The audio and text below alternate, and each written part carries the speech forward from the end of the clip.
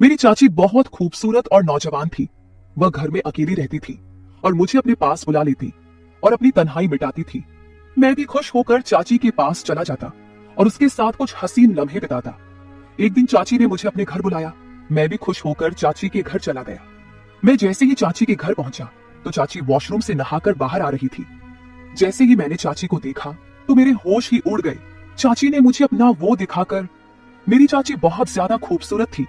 वह लगती ही नहीं थी कि वह एक शादीशुदा औरत है। उस वक्त मैं अपने चाचा के घर रहने आया था क्योंकि मम्मी पापा दोनों बाहर विदेश जा रहे थे। पहले जब चाचू पापा को मुबारकबाद देने आए तो उन्होंने पापा से जाते हुए कहा कि राहुल को हमारे घर छोड़ जाए। पापा ने उन्हें काफी मना किया कि अब राहुल बड़ा हो गया है और अपना ख्याल रख सकता है, लेकिन वह नहीं माने। उन्होंने पापा को राजी कर लिया और मेरी ख्वाहिश पूरी हो गई। मेरे पास हमारे पुराने घर की चाबी थी जो खाली पड़ा हुआ था, जिसे मैं अपने मकसद के लिए भरपूर इस्तेमाल करता था। चाची मोनिका की शादी मेरे चाचा से 10 साल पहले हुई थी। मैं उस वक्त 10 साल का था, मगर उस वक्त चाची को देखकर मुझे बहुत अच्छा लगता था क्योंकि वह न सिर्फ खूबसूरत थी बल्कि धीमे लहजे वाली और भरपूर जिस्म की मालिक थी। चाचा और चाची की जोड़ी मिसाइल समझी जाती थी, पर अभी तक वह दोनों औलाद से दूर थे। वह दोनों ने अपनी किस्मत समझकर सब्र कर लिया था। चाची और चाचू में बहुत ज्यादा प्यार था और मेरा अंदाजा था कि चाचा चाची की हर ख्वाहिश पूरी करते होंगे। शादी के बाद चाची का बदन बहुत दिलकश हो गया था। खूबसूरत तो वह पहले ही थी, मगर अब शरीर का हर हिस्सा अपनी तरफ झुकता हुआ महसूस होता था। उस वक्त जब चाची घर की सफाई कर रही थी और मैं टीवी देख रहा था, तब चाची ने मुझसे पूछा, राहुल बेटा, आज कॉलेज नहीं जाना क्या? तो मैंने दिल ही दिल में चाची को बेटा बुलाने पर बुरा मानते हुए कहा, नहीं चाची, सेमेस्टर खत्म हो गया है ना, इसलिए 1.5 महीने की छुट्टियां हैं। चाची ने सर हिलाया और झुककर मेज पर कपड़ा मारने लगी, पर चाची का वो सब देखकर समझ नहीं आ रहा था कि क्या करूं और क्या ना करूं। मुझे चाची के घर आए हुए 2 दिन गुजर चुके थे। रात को खाने की मेज पर चाचू ने चाची से कहा कि मुझे 20 दिन के लिए लाहौर जाना है। अगर मुझे ज्यादा दिनों के लिए बाहर जाना होता तो वह चाची को भी साथ ले जाते, मगर इस दफा मैं चाची के घर पर था तो उन्होंने अकेले जाना ही मुनासिब समझा। मैंने चाची का रूटीन और उनकी आदतों का अच्छी तरह से अभ्यास किया था।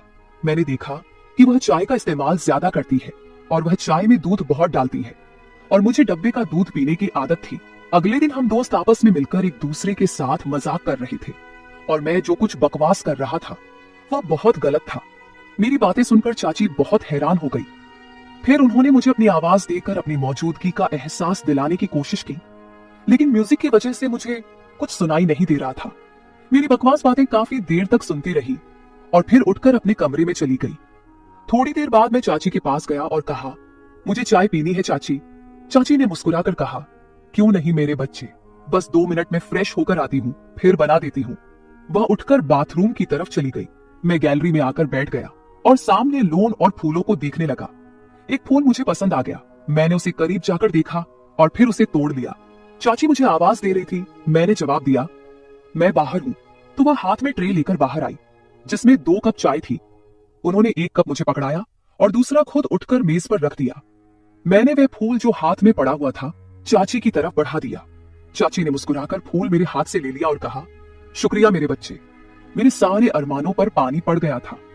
मैंने चाची की तरफ देखा और कहा, चाची बोर नहीं होती आप सारा दिन घर में रह रहकर? मैं तो बोर हो गया हूँ, हम कहीं बाहर घूमने चलते हैं।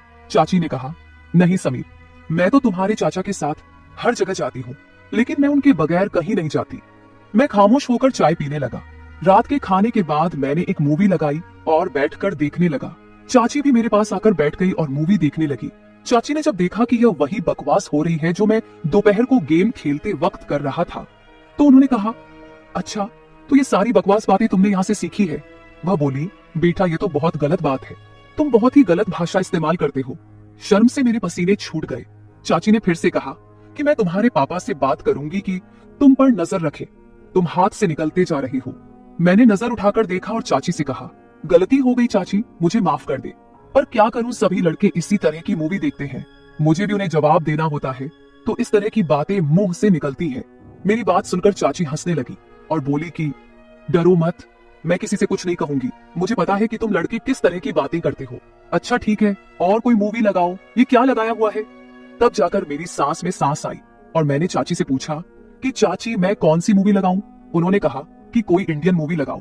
मैंने कोई इंडियन मूवी लगा दी। चाची मूवी देख रही थी और मैं चोरी चोरी चाची को देख रहा था। चाची ने अपनी एक टांग उठाकर दूसरी टांग पर रखी और सोफे की टेक और बाजू से लगकर आराम से बैठ गई। फिर मैंने भी अपनी एक टांग उठाकर अपनी दूसरी टांग पर रखी। मुझे लगा कि चाची ने मेरी इस हरकत को नोट किया है और उनके चेहरे पर हल्की सी मुस्कुराहट आ गई। मैं भी चाची की तरह दूसरे कोने पर बैठा हुआ था। फिर चाची ने मुस्कुराते हुए अपनी पोजीशन सही की और मैंने भी उनको देखा और सही होकर बैठने में ही बेहतर समझा। चाची हंसने लगी और बोली, राहुल तुम मेरी नकल उतार रहे हो। मैंने उनकी तरफ देखकर सर हिलाया तो उन्होंने थोड़ा सा गुस्सा करते हुए कहा, तुम मुझे क्यों तंग कर रहे हो? मैंने मुस्कुराकर कहा, आपको तंग करना मुझे अच्छा लगता है। वो बोली, क्यों? मैंने फौरन कहा, कितने दिन हो गए हैं ना किसी की डांट खाई है, ना किसी से जूते, ऊपर से आप बहुत ही बोर है। मेरी बात सुनकर उनके माथे पर बल पड़े थे। उन्होंने कहा, राहुल क्या मैं वाकई बोर हूं? तो मैंने कहा, पता नहीं अकेला रहकर मेरा क्या होगा। चाची ने मुस्कुराते हुए कहा, तुम्हें मार खानी है तो मैं देती हूँ। वो मुझे कोई मासूम सा शरारती बच्चा समझ रही थी और ये बात मेरे फायदे की थी। शायद इसी तरह की फिजूल बातें करते करते चाची मुझे काफी नजदीक हो गई। जब रात के 11 बजे उनके मोबाइल पर चाचू का फोन आया, वह उठकर अपने कमरे में चली गई। मैंने भी थोड़ी देर मूवी देखी और टीवी बंद किया और अपने कमरे की तरफ जाने लगा। तभी मुझे चाची के कमरे से चाची की आवाज आई, यार बहुत मिस कर रही हूँ आपको, पता नहीं कैसे गुजरेंगे ये दिन। पता नहीं दूसरी तरफ से क्या कहा गया, मगर जो बात चाची ने कही थी वह मेरे लिए किसी सरप्राइज से कम नहीं थी। सुबह मैं जल्दी उठा और फ्रेश होकर किचन की तरफ गया। किचन में कोई नहीं था। मैंने चाची के कमरे की तरफ जाकर देखा तो दरवाजा बंद था, यानी चाची सो रही थी। मैंने किचन में जाकर अपने लिए चाय बनाई और फिर कुछ स्लाइस गर्म करके मेज पर बैठकर नाश्ता करने लगा। मैं नाश्ता कर रहा था, तभी चाची के कमरे का दरवाजा खुला। वह बाहर निकली। मुझे देखकर थोड़ा सा शर्मिंदा होते हुए कहा, रात को नींद नहीं आई, बहुत लेट सोई थी, इसलिए सुबह जल्दी नहीं उठ सकी। मैंने मुस्कुराकर कहा, कोई बात नहीं, आपको नाश्ता करना है, चलो आज आपका नाश्ता मैं बना देता हूँ। वो बोली, तुम और नाश्ता, क्या बात है? मैंने कहा, आप फ्रेश होकर आए, मैं नाश्ता बना देता हूँ, फिर बात करेंगे। चाची ने सर हिलाया और मुस्कुराती दोबारा अपने कमरे में चली गई। तो मैंने कहा, चाची आपको नाश्ते में क्या पसंद है? चाची ने कहा, तुम जो भी बनाओगे मैं खुशी से खाऊंगी। मैंने दोबारा सर झुकाया और कहा, जैसे आपकी मर्जी, और मुड़कर किचन की तरफ गया। नाश्ता बनाकर किचन से आया और चाची को आवाज लगाई। चाची हॉल में आई और कुर्सी पर बैठ गई। मैंने कहा, चाची आपका नाश्ता तैयार है, और ट्रे उनके सामने रख दिया। चाची मेरी तरफ देखकर मुस्कुरा रही थी। चाची ने मेरे सर पर हाथ फेरा और मेरे बालों को खराब कर दिया। मैंने चाची का हाथ पकड़ लिया जो मेरे सर पर था और कहा, चाची आपने मेरे बालों का स्टाइल खराब कर दिया। चाची ने प्यार से मेरे गाल पर एक हल्का सा थप्पड़ लगाया और कहा, कुछ खराब नहीं हुआ, आराम से बैठो और नाश्ता करो। चाची ने नाश्ता किया और कहा कि राहुल तुम्हारा बहुत शुक्रिया, चलो हम दोनों पक्की दोस्ती करते हैं। आज बहुत दिनों के बाद मैं इस तरह हंसी हूँ और इतना अच्छा नाश्ता किया है। मैंने मुंह बनाकर कहा, तो क्या हुआ चाची, क्या मैं आपका दोस्त नहीं हूँ? चाची ने मेरे गाल पर चुटकी काटी और कहा, दोस्त हो पर कच्चे वाले, आज पक्की वाली दोस्ती करते हैं। मैंने अपने गाल मलकर कहा, यार आप आंटियों की तो ये बहुत गंदी आदत होती है, गाल ही लाल कर देती है। चाची मुस्कुराने लगी और दोनों हाथों को मेरे कानों की तरफ बढ़ाया तो मैं भागने लगा। चाची हंसते हुए मेरे पीछे भागने लगी और कहा, रुक, तुम्हें मार लगाती हूँ।